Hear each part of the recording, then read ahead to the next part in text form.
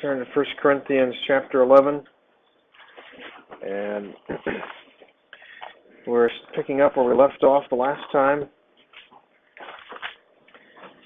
with verse 4. Every man praying or prophesying, having his head covered,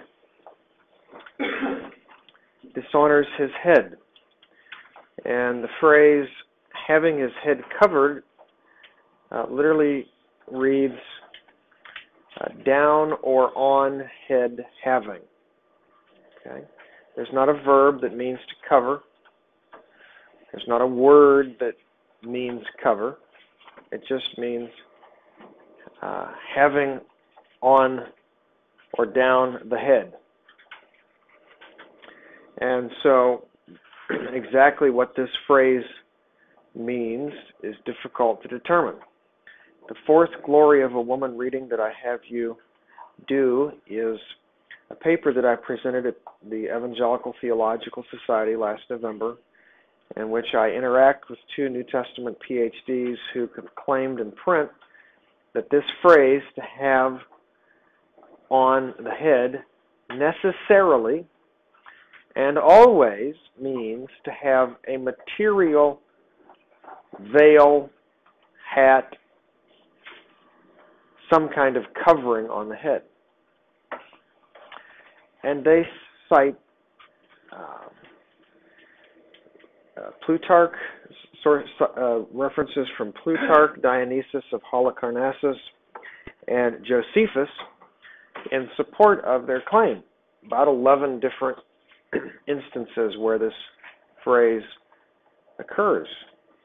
And when I saw that, I thought, wow, that looks like it's impressive evidence. So let's go check it out. So I went out and I read all of those texts in context. And every single one, without exception,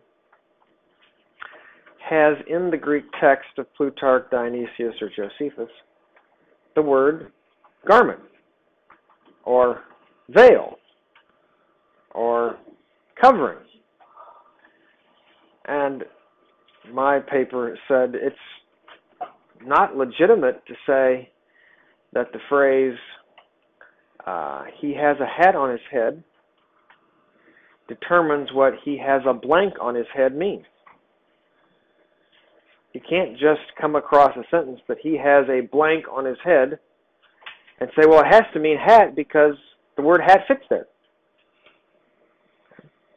And that's basically what these men have done. And then I show places in secular Greek literature as well where the verb to have takes long hair as its object. To have long hair. So there's this guy who complains, all my son does is race horses and have long hair. So there were hippies back in the first century that were problems to people. Another person in a play says, if you're a slave, how come you have long hair? Slaves ought to be shaved. You know? And so the phrase by itself is ambiguous. It does not clearly tell us what it is that the man has on or down his head. And so we'll kind of let that hang as we work through the passage and allow the passage to supply the answer for us. Any questions about what I'm saying there?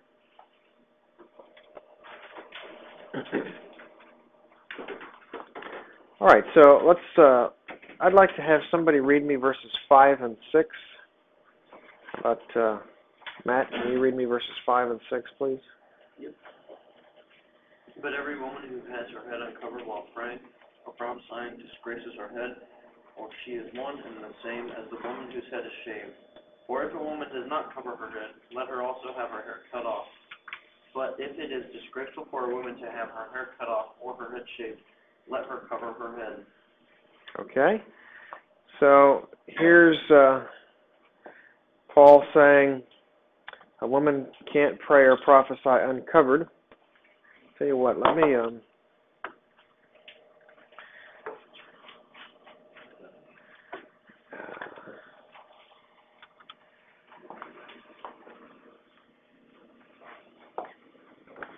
just so that we make sure that we're getting this. In verse 4, the phrase is kata kephales ekon, which means down or on head, having. In verse 5, the phrase is akata kaluptos, which in English would be akatal, K-A-T-A-K-A-L, it's an A, U-P-T-O-S, okay? It's uncovered. The word a in Greek means not, and katakaluptos means covered, okay? So, Paul doesn't use the same terminology in verse 4 that he uses in verse 5. But he says, he seems to be talking about the same thing because he talks about a head being shamed or not shamed, right? So,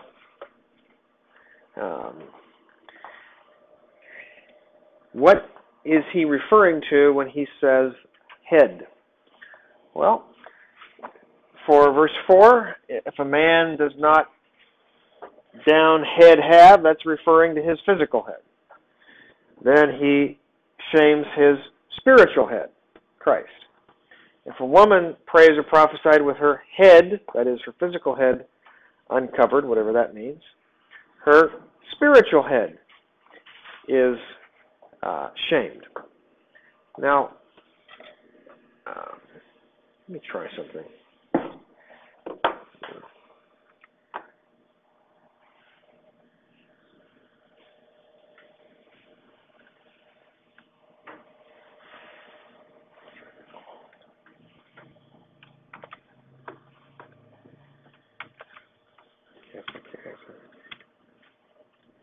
I thought that there was up here on the desk. There it is. Okay, so I should be able to.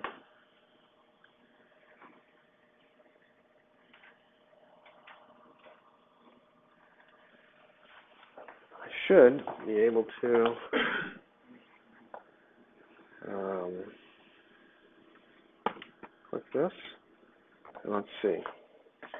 Okay, if we've got, well, that's really big. Let's see if we can kind of like change the, there we go. Let's go to this size. And that's yellow. Can I? It works.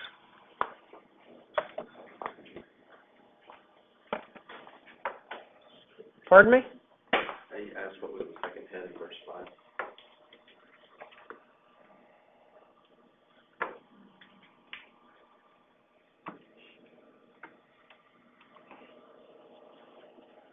Okay. Is that what you needed? Yep.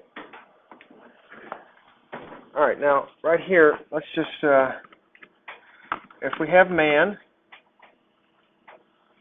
and his head is Christ, and we have God, which you probably can't read up there in the blue, okay, and you have woman. This structure working up the chain is like a military chain of command. Let's say a general tells a corporal that he needs something done, and the corporal tells a sergeant that he needs it done, and the sergeant tells the private. Okay? If the private does it, who gets credit up the line? The general. Yeah, that's right. And if the private messes up, the general. So that's why this headship structure is not simply about how women relate to men, but it's about glory being reflected up to God, or, if done wrongly, shame moving up the chain to God. Okay? So while man is the head of woman spiritually, man is not the termination of the woman's glorifying. She gives glory to the man, which moves on up the chain. and so with the man. Does that make sense? Any questions about that? Okay.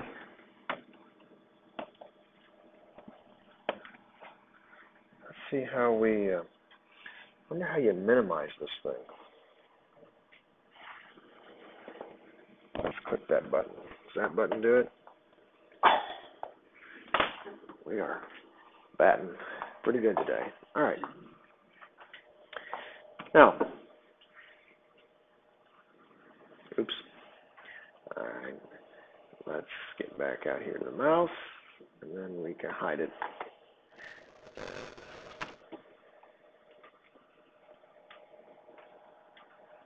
Now, an uncovered head is shameful like a shaved head.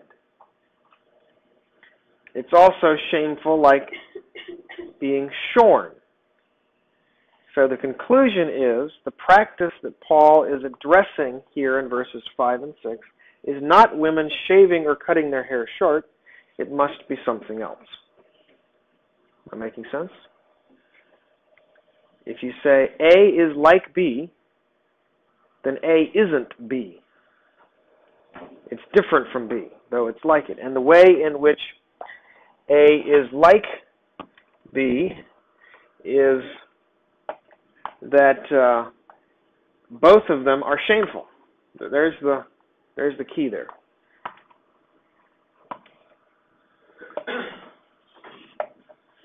Okay. Now, some of the early church fathers said that God gave women long hair to cover their head as a sign that they ought to have a material covering on their head. And they thought that that was a good argument. I find that argument quite a bit. I kind of stopped and scratched my head and say, huh?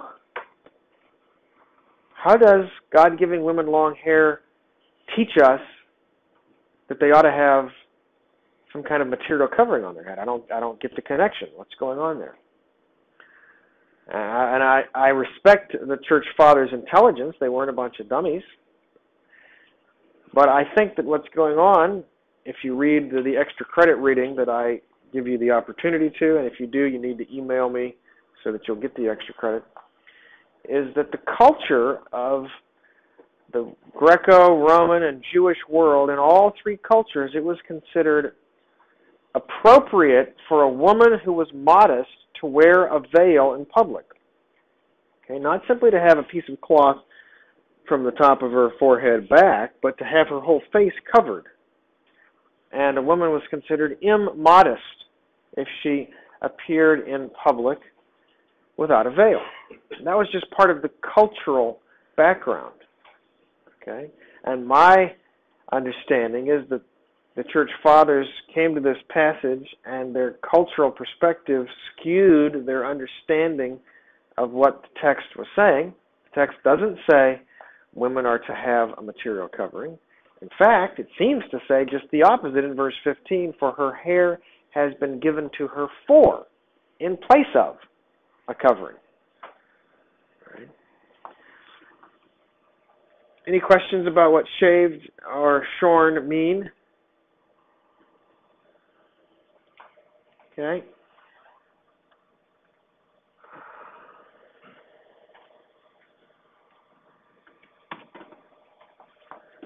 Let's see, I'm still getting spots. I gotta click this. Then I can. I've already said that before, so I'm not going to repeat that. Verse 6 says, if a woman be not covered, let her also be shorn. What? If a woman be not covered, what does it mean to let her also be shorn?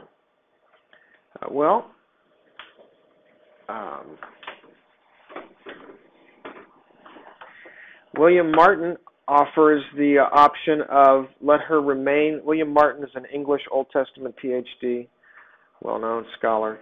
Let her remain in English Old Testament PhD, well-known scholar.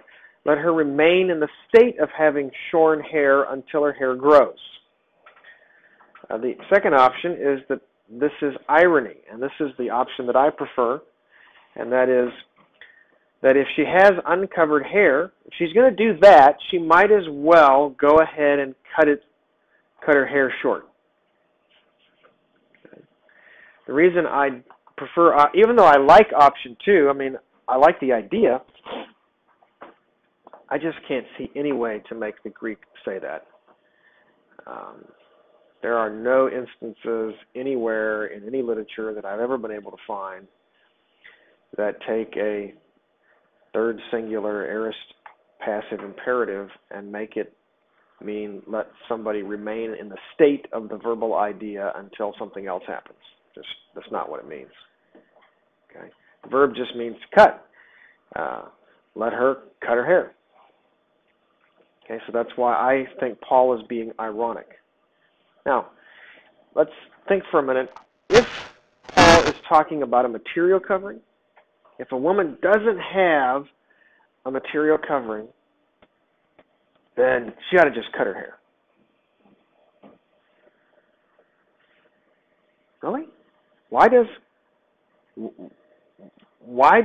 not having a material covering lead to the conclusion that you should cut your hair? Again, I don't see the connection. If, on the other hand, the word uncovered refers to some condition of the hair, like cut hair, if she has cut hair, then she ought to go ahead and cut it short. If she's done this much, she ought to take it even farther. That would be a movement in kind with a difference in degree, rather than a movement from apples to oranges. If she's not going to eat apples, then she shouldn't eat oranges either. If she's not going to cover her head materially, then she ought to cut her hair. Yes, sir. I have an American Standard version, and instead of the word covered, it uses veil. Is that a very good translation? No. Like I said, the word we're talking about here is akatakaluptos, or the verb form katakalupto. And the word used throughout the Old Testament simply to mean cover. Clouds cover the earth, sand covers the shore, dust covers a man. And of course, a veil can cover a person, but just because a veil can cover a person doesn't mean the word cover means to veil, right? Yes? So what does shorn actually mean? Okay. What's the actual meaning? Okay, good question. I will see if I can write here on the screen. So, to be shorn is to cut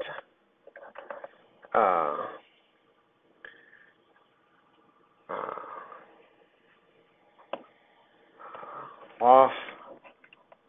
Hello.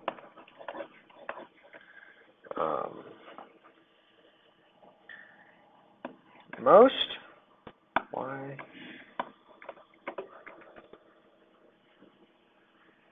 To some of the hair.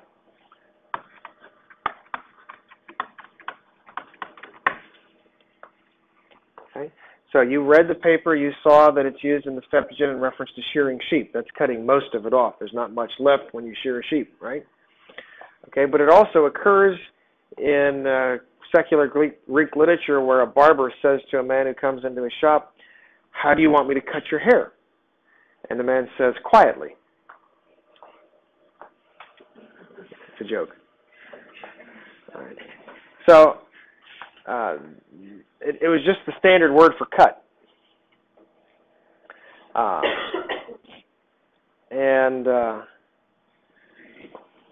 So some is being cut off up to most, though it's generally used. I would say its general usage involves cutting off a lot. So that's the range that it can mean, and the normal usage is to cut short. Exactly how short is not clear. Make sense? Other questions along those lines?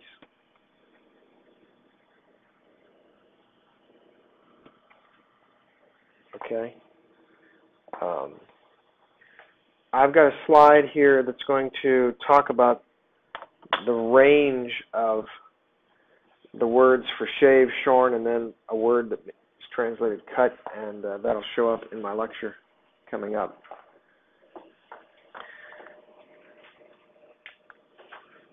All right, so now I've got to stick it back on the mouse so that I can do this.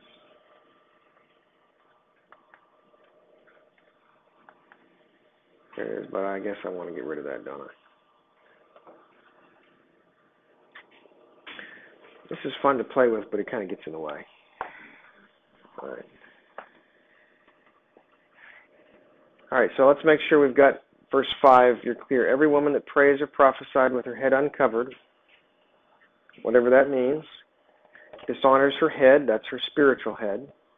For that is even all one, as if she were shaven. In other words, it's the same as if she were shaven.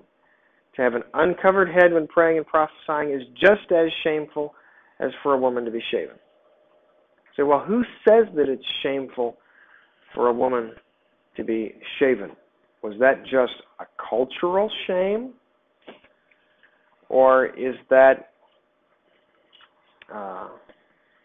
like the shame of being naked? God has built this shame into humanity, and it's divinely intended shame. Okay? Well, I'm going to point out that Paul doesn't argue from culture anywhere in the text. He argues from creation, and then he's going to argue from nature and so on. And so I reject the idea that this is purely cultural, since the argument is from creation. I had a student in first section say, well, when Paul talks in verses 7 through 9 about creation, but then he goes in verse 13 and 14 and talks about reason and nature. And I said, well, the way I see Paul making the arguments like this. God created Adam and Steve, not Adam and Eve. Okay? So God designed marriage to be heterosexual, not homosexual. Now, judge in yourselves. Does it not seem inappropriate for people to have homosexual relations? Doesn't even nature itself teach you that if a woman is with a woman or a man is with a man, that this is shameful? Okay. So it's not, the appeal to judging yourself and does not nature itself teach you is not actually a shift from creation to culture. It's a move from, okay, here's the pattern God set up, and now don't you understand this based on your own creative design? Doesn't this make sense to you? Isn't it rational? Doesn't it fit both the physiology and the psychology of humanity? Now, let's say you grew up in a home where, in a homosexual home, where you had two dads, okay? And that was all you knew. There are people who are in their 20s today who've grown up in homosexual homes. They have no experience with a heterosexual family. Okay? The argument does not, judge in yourself, doesn't it seem inappropriate for a man to be with a man, would be like a, huh?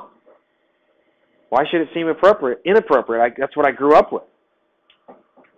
So you see how sinful behavior can distort humanity's capacity to see the reasonableness, to see the naturalness of God's design.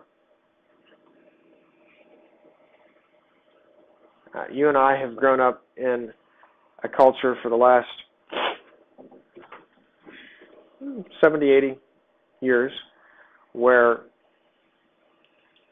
it's reasonable for women to cut their hair. It's becoming reasonable for them to shave their heads. Okay, that's still somewhat a fringe cultural practice, but I'm seeing more and more cuts that are just about as short. I mean, Matt's hair right here is as long as plenty of women's hair that I've seen. Okay. And that's becoming culturally acceptable.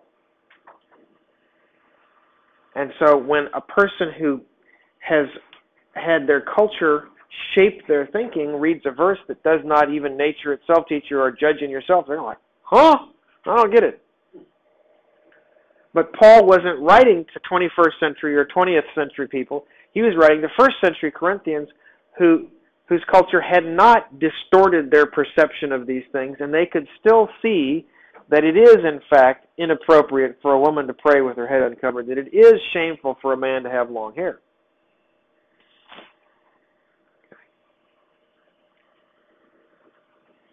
Question? I'm not trying to be smart with this question at all, but if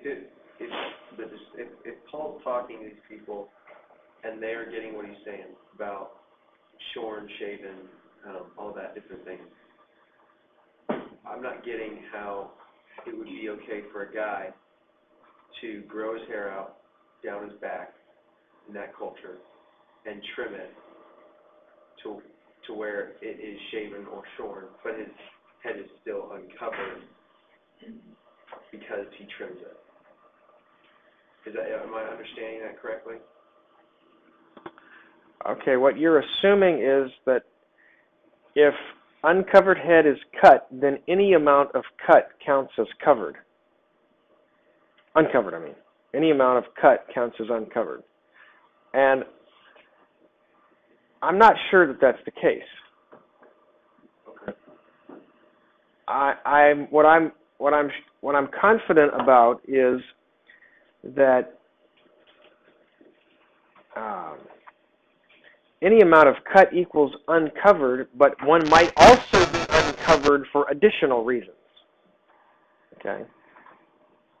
So one of the things that we find Clement of Alexandria saying in about 150 AD is that a man should not let his hair glide into womanish ringlets. Okay.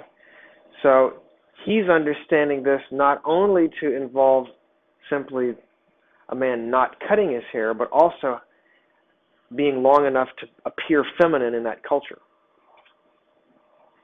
Now, that's where I would say culture would come in. As far as the issue addressed in this text, it's cut versus uncut.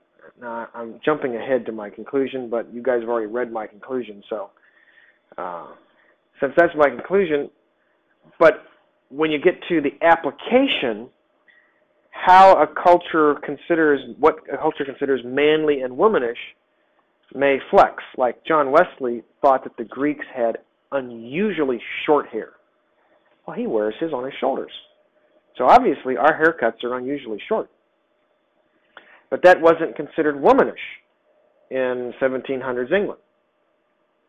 I don't really know where the boundary in England at that time was for womanish hair, okay, but it must have been somewhere lower than the shoulders. And I'm comfortable saying that precisely how long a man's hair may be would fall under gender distinction principles, but that's not really what Paul's after here. He's after having hair in the right condition. You following what I'm saying? Yeah. Okay. Any questions?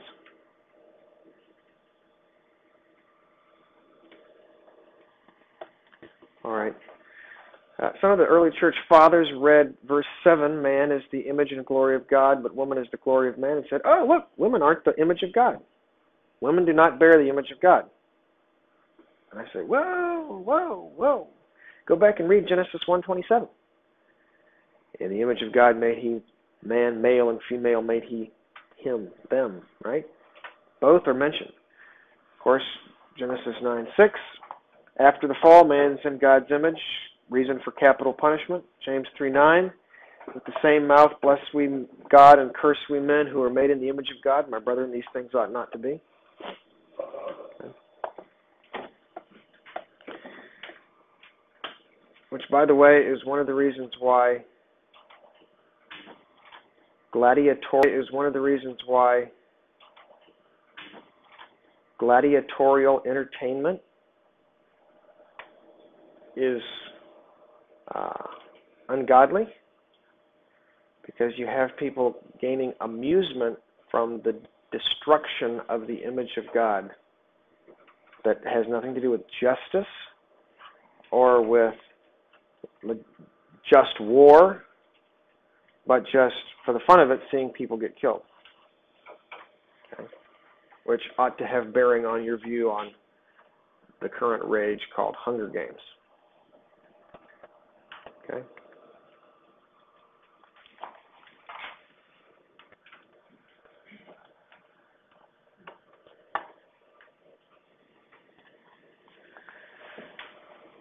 Now, the nature of the covering men cannot have. You've read for today you were supposed to have read reading 3, so you read my extended technical discussion on this. You have any questions about what I did with the high priestly argument there? That if God required priests to wear turbans and caps when they're functioning in a mediatorial role, which is exactly what prayer is, then it seems strange to think that God would say it's a shame to him, to God, if a man wears a cap or a turban when praying or prophesying.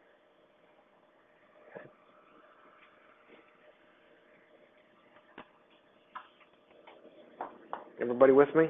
Questions? All right. So Paul is not talking about men wearing a material head covering when praying or prophesying. The covering is long hair. Let me just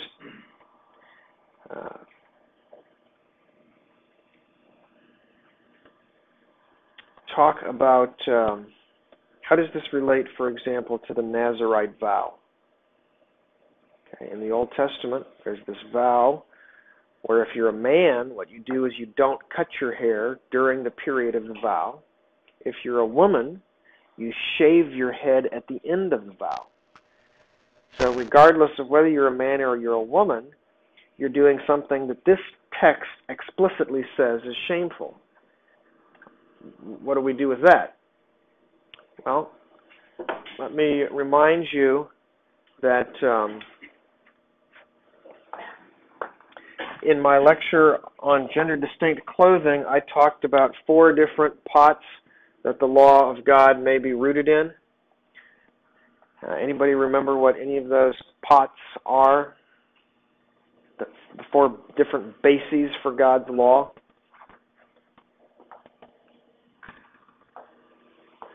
The first one is God's character. Okay. So in any conceivable universe, it would always be wrong to tell a lie, to be untruthful, okay, because that's who God is. Okay. The second part of God's law was creation. Okay. And this appears to be the one that Paul is making the greatest appeal to in 1 Corinthians 11. Right? He comes back to creation in verses 7, 8, and 9. Now,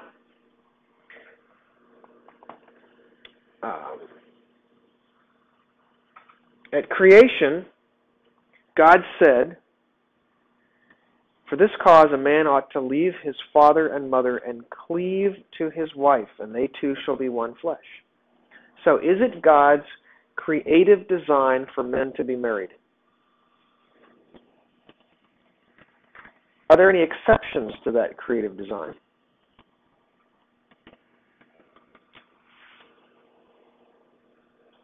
Come on. Yes or no?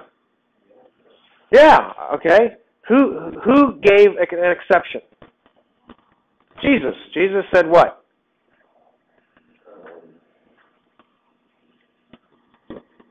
Some make themselves eunuchs for the kingdom's sake. Right? Okay, so it's God's normal will for a man to be married, but God makes an exception to that in some cases. Right? I think that that's exactly what we've got going on with the Nazirite vow. It's his normal plan for men to have cut hair, women to have uncut hair, and to reflect glory to him in that way. But he makes an exception to that in the case of the Nazirite vow. And because he's the one who created men and women to have the kinds of hair that he wants them to have, he then has the right to make this exception without violating his character. Making sense? Any questions?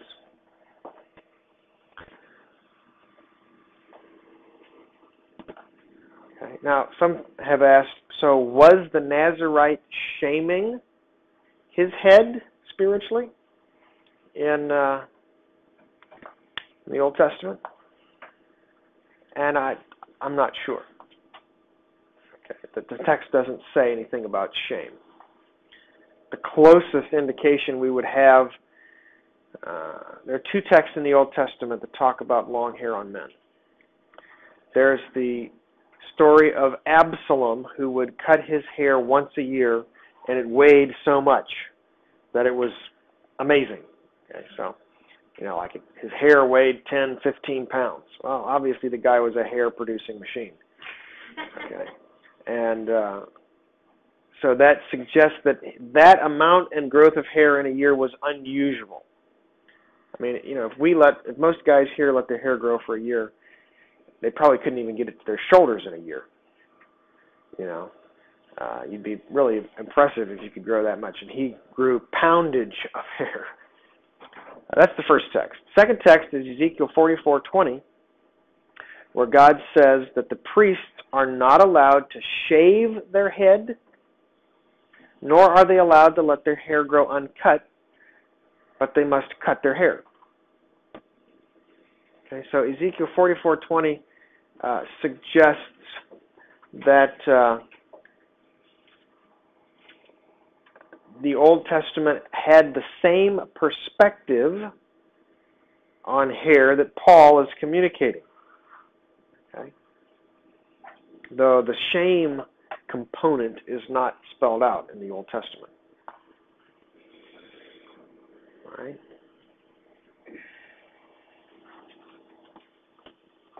Now, let me ask you some questions here, see if we're all on the same track. Why does Paul say, if the woman be not covered, let her also be shorn? What does he mean, let her also be shorn?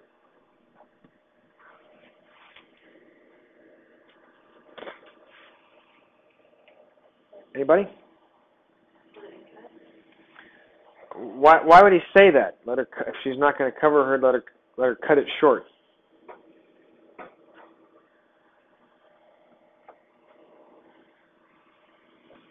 Okay. What did I say? Why he's saying that? If she's going to cut it at all, she might as well. Yes, that's what I argued. That number two, if she has uncovered hair, that is, if she has cut hair, she might as well go ahead and cut it short. He's being ironic.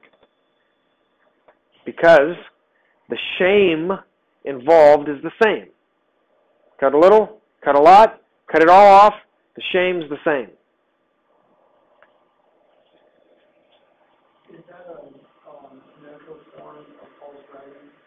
Does he use irony in other cases? 1 Corinthians is the most sarcastic book that Paul writes. I think the best example is where he says, "You are kings, and we wish we were kings with you." Okay. And that's the exact opposite of what he means. There's quite a bit of rhetorical play like that in 1 Corinthians.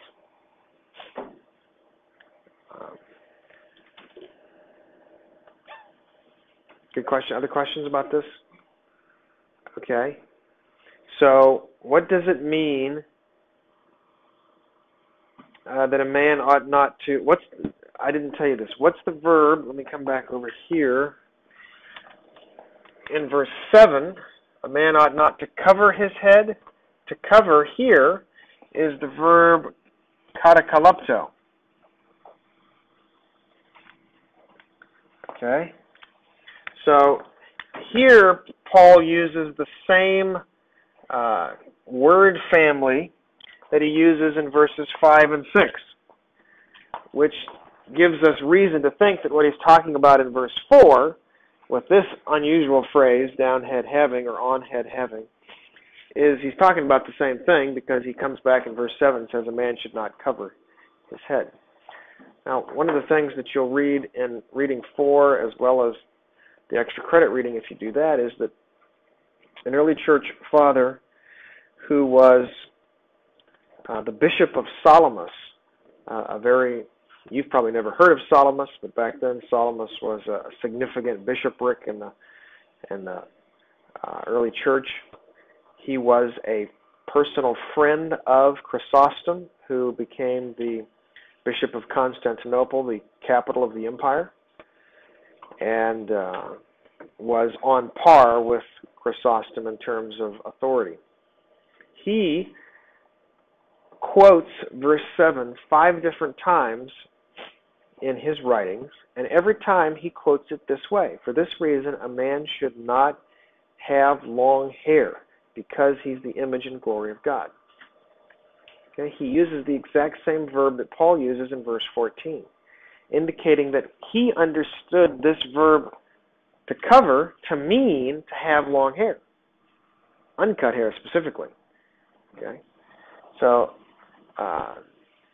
this is one of the things that my research has uncovered that nobody else in the published literature on this passage has ever cited, is that there were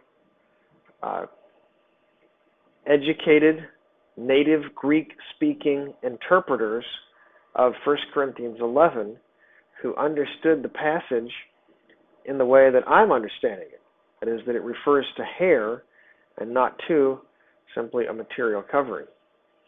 And that's actually kind of nice, since prior to my finding him, I didn't know anybody who was saying what I was saying. It feels kind of lonely to be the only one saying something, even if you're convinced that you're right.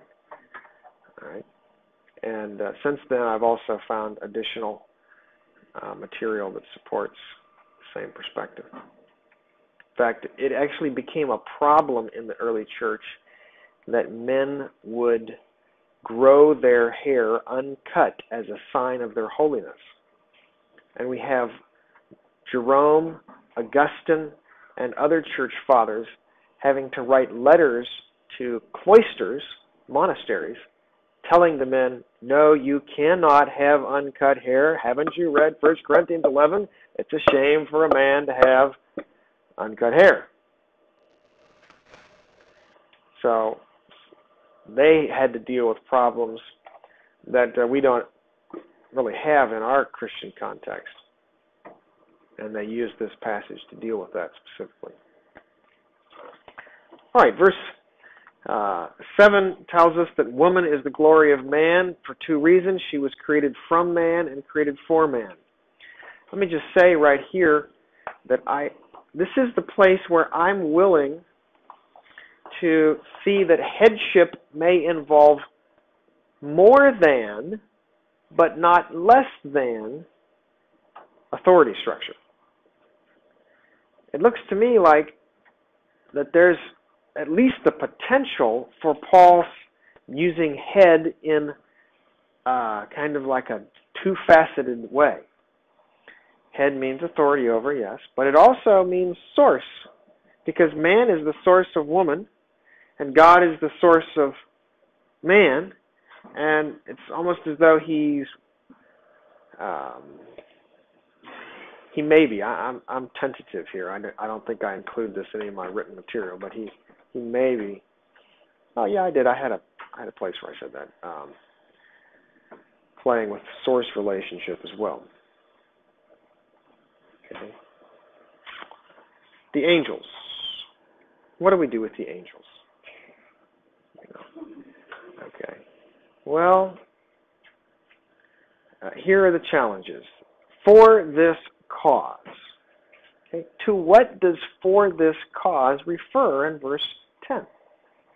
Is it referring back Is it because? Is it referring back?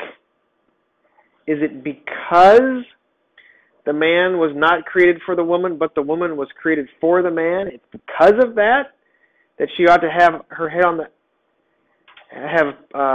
authority on her head because of the angels? That doesn't seem to make any sense. So most people take it pointing forward. For this cause, that is, because of the angels, a woman ought to have exousia. The word translated power in the King James normally means authority on her head.